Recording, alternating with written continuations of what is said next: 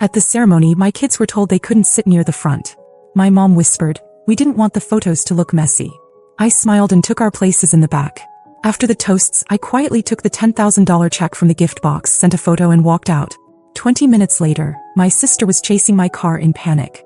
I stopped and without thinking twice There's nothing worse than being somewhere you're not wanted, especially when it's your own family doing the looking. That tight smile they give, the sideways glances like you showed up wearing something stained or said the wrong thing just by existing. And the worst part is you can't leave, because it's your mother's voice whispering across the aisle. Because it's your sister in the white dress. Because your kids are watching. It started with the seats. The ushers were placing people in the front rows. My kids and I were right there, dressed up, hair combed, trying our best to blend in. My youngest was holding the little program upside down. It was innocent. Harmless. But my mom leaned over to Amanda and said, "Not quietly enough, we don't want the photos to look messy." Just like that. My kids heard it. I heard it. I took a breath and stepped back. I didn't argue. I didn't cry. I just took my children and led them to the last row, right next to the swinging kitchen doors, where the staff kept walking past with trays of shrimp and champagne. Amanda was glowing. That's the word they all used. She looked like she belonged in a magazine ad for bridal perfection. I had to listen to every single aunt talk about how beautiful she looked, how lucky she was to find someone like Brian. Brian, my ex-boyfriend from college. The one who once told me I was too intense, then ended up with my younger sister who has never made a single hard decision in her life. My mother was thrilled. She'd once said right in front of me that she couldn't wait to have grandchildren, real ones, from Amanda. That word stuck with me for months. The ceremony moved like a fog. I clapped when everyone clapped, smiled when everyone smiled. Then I waited. After the toasts, when people drifted to the dance floor or started screaming over the DJ, I slipped away to the gift table. There was a card with my name on it. No one saw me take it. Inside was a check for $10,000. My mother's handwriting. I didn't understand the logic. A peace offering? A leash? I didn't care. I took a picture of it and left the envelope in my purse. My kids were half asleep when we got in the car. I drove silently, trying not to think too much, until I saw headlights behind me swerving into the shoulder. It was Amanda. She jumped out before the car even stopped, still in her dress, barefoot, chasing me. I pulled over. Not because she deserved it, but because I was curious what she'd say. She ran up to my window, tears already spilling, asking me to roll it down. I did, just enough to hear her say they needed the money. That it wasn't mine to take. I didn't argue. I just took out a single $1,000 bill and handed it through the crack. "This is enough." He took it.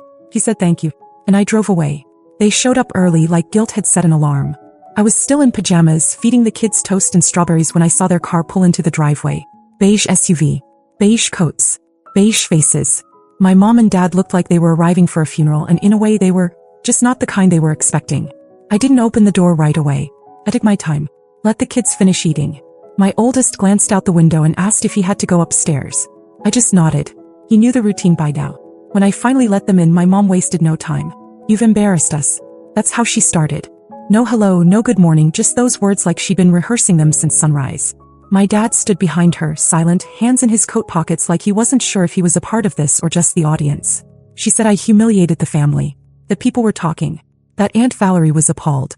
That cousins I hadn't spoken to in years were calling her to ask what kind of person steals from a wedding. I let her rant. I just stood there, arms crossed, not saying a word. It was like watching someone perform for a camera that wasn't there. Then she pivoted. Said she didn't understand why I would do something like this when she had always tried to help me. That the check wasn't meant for me to just walk away with. That I'd misunderstood. That I'd made them look greedy and manipulative. I laughed once. Just once. And that was enough. I told her the truth. That I was tired of pretending we were a family. That she'd spent years making sure I knew I was the extra piece in her perfect puzzle. That she made it clear she saw my kids as chaos, not joy. That she went out of her way to celebrate Amanda while treating me like the help. I reminded her that she once told me she was waiting for real grandchildren, and then asked her, honestly, what she thought my kids were. A mistake? A blemish on her family photos? She started crying then. Big, loud, messy crying. Said I was cruel. That she was suffering. That everything she did was out of love. That I was ungrateful and unstable and ruining everything just like always. My dad finally stepped forward and tried to speak, but I cut him off. I told them I was done. That they wouldn't be helping with the mortgage anymore. That they could keep every last dollar and spend it on wedding albums and new curtains and whatever else made them feel whole. I didn't want it. My mom collapsed into a chair like she'd just been shot. Started mumbling about how they'd have to downsize. How they might lose the house. How she couldn't believe her own daughter would do this to her. I didn't budge. I asked them to leave. Politely. Directly. And when they didn't move, I opened the door and waited. He cried all the way down the porch. My dad didn't look back. When I closed the door, I locked it for the first time in months. And for once, it felt like I wasn't locking anyone out. I was locking peace in. By Monday morning, the phone calls started. First Amanda, then my mom, then Amanda again. All voicemails, all dramatic. My favorite was Amanda's. I hope you know what you've done. Brian's furious. We had to explain everything to his parents. Like I cared. Like I owed them a performance. I didn't respond. Instead, I went to the office and called my lawyer. We had a long talk. I told him I was ready to sell my share of the family business. The one my grandfather started and my dad kept running long after he lost interest. I never wanted it, but I held on to my part out of obligation. Not anymore. I wanted out. It didn't take long. A few calls. Some papers. A buyer was lined up within the week. I didn't even tell my parents until the day before the final signature. My mom called within 10 minutes of the email notification. "What are you doing?" she asked. "That's your legacy." I said nothing. I just hung up. The money landed in my account by Friday. That plus what I'd saved from the investment fund meant I didn't need their help anymore. With anything. I paid off the rest of my mortgage. Took my kids out to dinner. Watched them laugh over milkshakes while Amanda was probably still sitting with Brian trying to figure out how to frame the loss of 10 grand as a misunderstanding. The next few weeks were quiet. Unusually quiet. My parents stopped calling. Amanda disappeared. For the first time in years, there were no birthdays, no invitations, no guilt trips disguised as family dinners. And I realized something. I didn't miss it. I finally started sleeping through the night again. Then came the knock. It was a Thursday afternoon. My kids were doing homework at the kitchen table. I opened the door and there she was, Amanda, in sunglasses, holding a canvas tote bag like she was just swinging by to return something she borrowed. She didn't waste time. "I need a favor," she said. I laughed before she finished the sentence. She said they were tight on money. The wedding cost more than expected. Brian's job wasn't working out. And the rent on their new apartment was due. Then she asked straight-faced if she could borrow $6,000. "For rent," she said. I just looked at her. And that's when she said it. We were planning our honeymoon. We thought we could squeeze both. I stood there, not even angry, just stunned by how ridiculous it was. 6 grand to lie on a beach with a man who used to kiss me behind the dorm laundry room while she was still in high school. "No," I said. "You can take out a loan like everyone else." She looked like I'd slapped her. Said something about family. About how I had the money. About how I used to be generous. I closed the door. And this time I didn't even wait for the lock to click. A week after the Hawaii request, I got a text from a number I didn't recognize. "You don't have to be cruel. Amanda made a mistake. Think about your nieces and nephews someday." It was my mother. Hiding behind a burner number like a teenager catfishing someone in a chat room. I blocked it immediately. But that opened a floodgate. My dad showed up at my kids' soccer practice. Just appeared behind the fence, holding a bag of snacks like nothing had happened. My oldest spotted him first and came running over, asking if it was okay to say hi. I didn't want to make a scene in front of the other parents, so I nodded once, tight. My dad handed out granola bars, watched half a game, then walked over to me and said, "You're going too far. Your mom's not doing well." I asked if she was physically sick.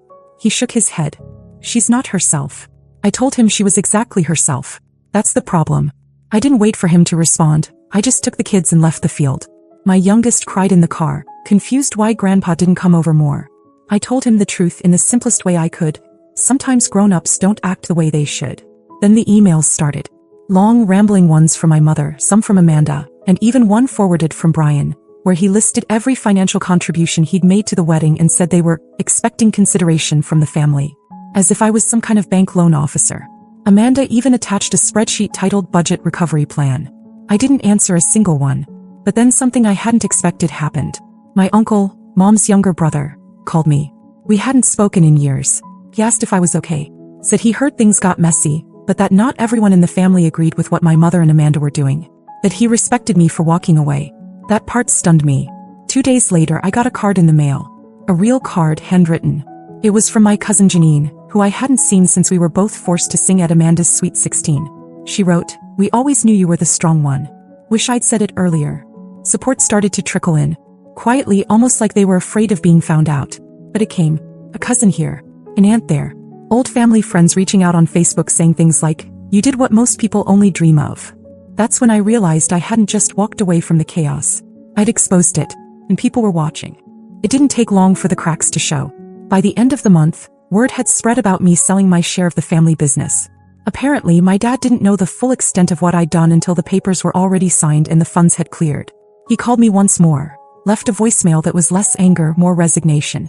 Said the business was floundering, that a buyer had pulled out of a big deal and they were scrambling to cover costs. I didn't reply. My mother, true to form, went into full crisis mode. From what I heard, she told people I had mental health problems, that the stress of being a single mother had changed me, that I was unstable, vindictive, that she was praying for me, all while sending emails to my extended family begging for money to save the legacy. It backfired. Uncle Ray, who always kept to himself, told her she should have thought about the legacy when she treated one daughter like garbage for 20 years. Aunt Darlene told her to stop playing the martyr. Even my grandmother, who usually stayed out of everything, sent me a text that just said, "Good for you." The real surprise was Amanda. She went radio silent for a while after the failed Hawaii money ask. I assumed she was licking her wounds. Then I found out she and Brian had moved back in with my parents. Temporarily, of course. But it was still hilarious. The newlyweds in their old bedrooms fighting over shower schedules and car space. Apparently, Brian's job search wasn't going well. He got into it with my dad over money, asked if he could be brought in on the business to turn things around. My dad for once actually said no. Amanda flipped. She threatened to take legal action over the wedding money, over a check I never cashed. Then came the most absurd thing yet. Amanda emailed me asking if I could mediate between her and Mom. She said things had gotten tense in the house, that she knew Mom wasn't perfect, that maybe I was right about a few things. And then, like it was nothing, she asked if I still had that $1,000 bill she could return to make it right. I didn't respond. She sent another email the next day, this time just one line. "Please don't turn the family against us." I didn't have to. They were doing that all on their own. It was a Wednesday when Amanda tried one last time. She didn't bother with email or a voicemail this time. Just a plain text like she was asking about a recipe. "Do you think I could borrow $6,000? Just until next month. We're trying to get out of here." No explanation. No apology. Just the usual ask dressed up like something reasonable. I didn't answer at first. I let it sit. She followed up the next day. "It's for rent. We found a place in the city. We just need the first month and deposit." But then a mutual friend slipped up at school drop-off. She mentioned how Amanda and Brian were so excited for their Hawaii honeymoon, finally rebooking it. She was glowing with secondhand joy. Had no idea what was really going on. So that's what it was for. $6,000 for beachside cocktails and room service, while I packed school lunches and juggled bills like always. I could have laughed if it wasn't so pathetic. I finally texted back, "No. Good luck." That was it. She didn't respond. And I didn't expect her to. But the craziest part? I wasn't even angry. Not anymore. Something had shifted. The space they used to take up in my head was gone. Amanda could take a loan, max out 10 credit cards, go into debt for a sandcastle wedding redo. I didn't care. I was done. Done wondering what they thought of me. Done defending myself to people who never bothered to know me. Done pretending I was desperate for their approval when all I ever wanted was basic respect. I had 3 kids upstairs who loved me fiercely, who didn't care that grandma wasn't around, who thought our Saturday movie nights and burnt popcorn were the highlight of the week. Men had started messaging me again. Old friends, new strangers, single dads, divorcees, college acquaintances who'd stumbled across my Facebook. I ignored them all. I didn't want someone to complete me. I already was. And I'd never felt freer. The update. It's been 12 days since the last time Amanda reached out. 12 quiet, calm, beautiful days. No surprise calls, no guilt-drenched voicemails, no passive-aggressive texts wrapped in fake politeness. I thought we'd finally reached the end. That the chaos had burned itself out. That maybe, for once, there really was nothing left to say. Then I opened my mailbox yesterday and found a letter. No return address. Just my name written in a style I recognized immediately. It was Amanda's handwriting. Inside was a single page torn from a lined notebook. Folded twice. No greeting, no punctuation, no explanations. Just 6 words in black ink. "You were right. I'm sorry." I stood there, frozen on the porch with the kids yelling from the kitchen about some mess one of them made. That one line hit harder than all the years of yelling and crying in silence combined. It was so un-Amanda. So blunt. So still. I read it twice. Then folded it back up and slid it into the drawer by the sink, the one filled with coupons, broken pens, and mystery keys. I didn't cry. I didn't smile. I didn't feel victorious. I just felt tired. Because here's the truth. Apologies don't always come with closure. Sometimes they come late. Sometimes they come quietly without repair. And sometimes they come when you've already decided to stop needing them. I haven't told anyone about the letter. Not even my kids. I'm not sure I ever will. It didn't ask for anything. It didn't offer anything. It was just there, sitting beside a grocery flyer and a water bill, Like it didn't just reopen every wound I spent the last few months stitching shut. But here's the thing, I didn't unravel. I still got up the next day. Still packed lunches and ran errands. Still laughed when my daughter tried to teach me some ridiculous dance she learned online. Life didn't stop. If anything, it moved forward just the same. And I realized, that's growth. The family, still fractured.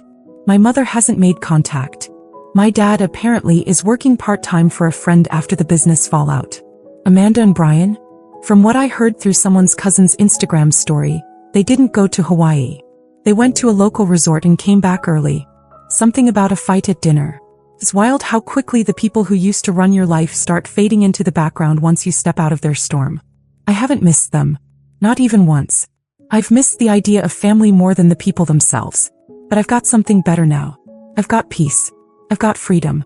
And I've got 3 kids who know exactly who stands in their corner. So yeah, I don't know if there'll be any more updates. Maybe that letter was the final page. Maybe someone will come knocking again, dragging old drama with new packaging. Maybe not. Either way, I'm not holding my breath. But to everyone who's been here through this, from the messy beginning to this strange, quiet end, thank you. For your words, your support, your shared stories. They reminded me that standing up for yourself doesn't make you heartless. It makes you whole. So if this is the last time, just know, I made it out. And I'm not looking back.